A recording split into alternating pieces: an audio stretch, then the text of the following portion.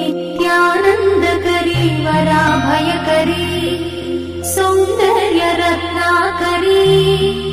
निर्धूताखिल पापनाशनकरी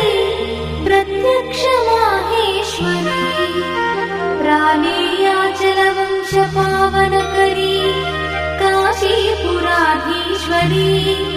भिक्षां ते